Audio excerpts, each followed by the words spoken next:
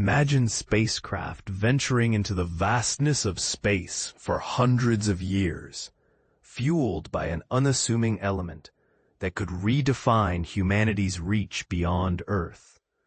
That's the tantalizing promise of Americium, a small but mighty player poised to revolutionize deep space exploration. But here's where it gets controversial. Could this shift away from traditional fuels spark new global rivalries in the quest for cosmic dominance?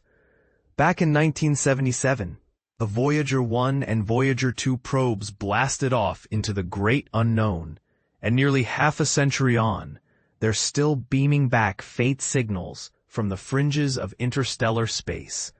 What keeps them ticking isn't solar panels or traditional batteries, which would have fizzled out long ago. No, their secret is a compact nuclear powerhouse, plutonium-238 encased in radioisotope thermoelectric generators, or RTGs for short. Now, enter stage right.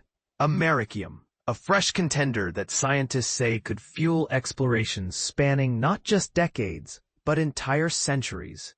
Picture this, probes drifting between stars even as nations rise and fall on Earth, or missions exploring distant worlds without relying on dwindling supplies of plutonium. This breakthrough could grant countries the freedom to chart their own paths in space. And this is the part most people miss. Understanding how this leap forward is possible starts with a straightforward question. What sets nuclear batteries apart from the rest? Why do spacecraft even need nuclear power in the first place? Let's break it down for anyone new to this. Solar panels work wonders close to home, where sunlight is plentiful. They keep satellites circling Earth, power the International Space Station's daily operations, and even support some rovers trundling across Mars. But as you venture farther out, sunlight dwindles dramatically. For instance, Jupiter gets about 25 times less sunlight than Earth, and by the time you reach Pluto, it's a whopping 1,000 times weaker. Relying on solar power for the Voyagers would have meant colossal arrays bigger than a football field each, just impractical for space travel. Instead, each Voyager carried an RTG roughly the size of a trash bin. These ingenious devices turned the heat from radioactive decay into steady electricity, as explained in more detail in sources like Interesting Engineering. At their core is a fuel pellet, usually plutonium-238. When those plutonium atoms break down naturally, they release heat energy. Special components called thermocouples then convert that heat into usable power. No moving parts means fewer things can go wrong, resulting in reliable energy that endures for decades. It's like a silent, self-sustaining campfire in the void. Each of Voyager's 3 RTGs packed nearly 5 kilograms of plutonium-238. At launch, they generated around 470 watts, enough for a small household appliance. And even now, after almost 50 years, they still provide over 200 watts. That's sufficient to keep critical instruments humming, even as mission controllers power down non-essentials to stretch the probe's lifespans. Importantly, this isn't the kind of plutonium used in weapons. It can't explode or go out of control. It just decays steadily, offering controlled heat output. How did plutonium-238 become the go-to choice for space? With a half-life of about 88 years. Think of half-life as the time it takes for half the material to decay, balancing strong energy release with long-term usability. It struck the perfect middle ground. It debuted in space back in 1969, powering satellites and lunar stations during the Apollo missions. As explorations grew bolder, RTGs accompanied probes to Jupiter, Saturn, and even Pluto and beyond, like the Cassini mission, which orbited Saturn from 2004 to 2017 with 33 kilograms of plutonium on board.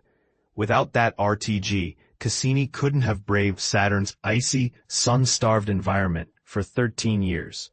The catch? Plutonium-238 isn't found in nature. It's produced in nuclear reactors.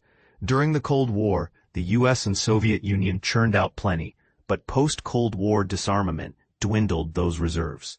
By the 2000s, NASA was scraping the bottom of the barrel. The Curiosity rover's RTG in 2012 used some of the last big stockpiles. It took until 2015 for production to restart at Oak Ridge National Laboratory, yielding just a few hundred grams annually. A major deep space mission might need 5 kilograms or more, so at this pace, NASA can't keep up with ambitious plans. Enter Americium, a surprising alternative born from necessity. Americium, a synthetic element discovered in 1944 as part of the Manhattan Project, might not be a household name, but its isotope, Americium-241, is a game-changer. With a half-life of 432 years, over 5 times longer than plutonium-238's, it promises fuel that outlasts generations. This extended lifespan is perfect for missions meant to endure centuries. But the real draw, it's abundant in nuclear waste. As plutonium-241 decays over time, Americium-241 builds up naturally. And countries like the UK have vast reserves from civilian nuclear programs. This means extracting it from existing waste is like recycling on a global scale. No need to build new reactors for fresh plutonium. For Europe in particular, it opens doors to independent deep space energy without depending on U.S. supplies. Let's compare the two. Plutonium-238 is the powerhouse, delivering about 0.5 watts of thermal power per gram, staying stable and compact. It's ideal for high-energy needs, like the drills and lasers on rovers such as Perseverance or Curiosity. Americium-241, however, puts out just 0.1 watts per gram, 5 times less, so an RTG using it would need to be bigger or heavier, a tough sell in weight-conscious space missions. Plutonium shines for burst power, Americium for marathon endurance. And here's the controversial twist. Is sacrificing compactness for longevity the right trade-off, especially when it gives smaller nations a seat at the space table? What kinds of missions could Americium unlock? Europe is already diving in with the University of Leicester, collaborating with the European Space Agency and UK Space Agency on Americium-powered systems. They've developed full-scale RTGs and mini-heater units to warm instruments on frozen moons. Like those orbiting Saturn, Americium suits low-power, long-haul trips. Think probes analyzing geology on icy worlds or instruments adrift in interstellar space for centuries. NASA's interstellar probe concept, aiming for 150 billion kilometers out, screams for a fuel that lasts generations, not just decades. Americium could also bolster independence. After losing access to Russian tech due to geopolitics, Europe turned to it for projects like the Rosalind Franklin Mars rover. Even human Mars missions might blend systems, with Americium providing steady support over years-long voyages. Of course, Americium isn't without hurdles. Its lower power density means bulkier setups increasing launch weight. To counter this, experts are dusting off the Stirling engine, an old invention from the 19th century that uses a closed-loop fluid to drive an alternator. Unlike traditional RTGs, which are only about 5% efficient, Stirling engines can hit 25% or better, delivering more electricity from the same heat or the same output with less fuel. The downside? Moving parts could fail, but Americium's consistent heat allows for redundant systems where one engine backs up others. Though not yet space-tested, prototypes show promise for a fusion of long-lasting fuel and efficient conversion, potentially transforming deep space tech. And this is the part most people miss. Could this innovation lead to breakthroughs beyond space, like powering remote Earth operations? For years, America's plutonium monopoly gave NASA an edge in deep space ventures, forcing others to improvise with solar or limited designs. Americium flips the script, fostering independent supply chains. Nations could soon choose plutonium for intense short-term missions or Americium for enduring low-key ones. It might even extend to terrestrial uses, such as sustaining military outposts, deep-sea dives, or any spot isolated from traditional grids. Plutonium-238 propelled the epic journeys of the 20th and 21st centuries, from lunar landings to Saturn's rings and the interstellar edge. Yet, as aspirations soar and supplies tighten, Americium emerges as the next chapter's fuel. It doesn't blaze as fiercely, but it endures far longer, prioritizing stamina over speed. In the endless stretches of space, where time spans eons, that endurance might just be the key to unlocking the universe.